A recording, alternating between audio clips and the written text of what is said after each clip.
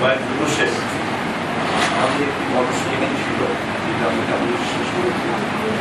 আমাদের নার্সিং কলেজে আমার আসার শুরু হয়নি। তো আজকে এসে নতুন আনন্দ রয়েছে যে একটি মানসম্য থেকে নার্সিং কলেজ এখানে প্রতিষ্ঠিত আছে এবং আজকে আমাদের প্রিন্সিপাল এবং অন্যান্য শিক্ষক যারা আছেন, ছাত্রছাত্রী যারা আছেন, ধন্যবাদ জানাই আজকে এই অনুষ্ঠানটি আয়োজনে তাদের সহায়তা করবেন। আজকে এই যে কয়েকদিন বসে যে লক্ষ্য শুধু আপনার আমি একটু থেকে বলেছি, আপনাদেরকে আপনারা বলেছেন।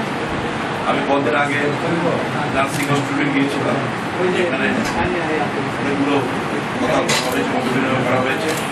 বিধিমানের যে সমস্যাগুলো আছে, বিদ্যুৎ শক্তির কারণে এই ঘোষণাটি বাস্তবায়ন হয়নি এখন অনেক যত দ্রুত সম্ভব অর্থ মন্ত্রণালয়ের সঙ্গে আলোচনা করে এই বিধিমালা প্রণয়নের ব্যবস্থা করা ব্যাপারে আমি আপনাদের বিএসসি নার্সিং এবং অন্যান্য বিষয়ে যেগুলো আপনার দাবিগুলো আছে এগুলো দেখবো। আমি সেটা কথা দিয়েছিলাম নার্সিং ইনস্টিটিউট অধিদপ্তরের যারা কর্মকর্তা আছে তাদের সঙ্গে অর্থ মন্ত্রণালয়, সংস্কার মন্ত্রণালয়ের সঙ্গে আমরা একটি বৈঠক করবো। আমি খুব দ্রুত যে বৈঠকটা আয়োজন করবো সম্ভব হলে এই মাসের মতো করে এই বিদ্যমান সমস্যাগুলো একে একে সমাধান করার চেষ্টা করা হবে। কারণ এটা অ্যাকশন করা যাবে না।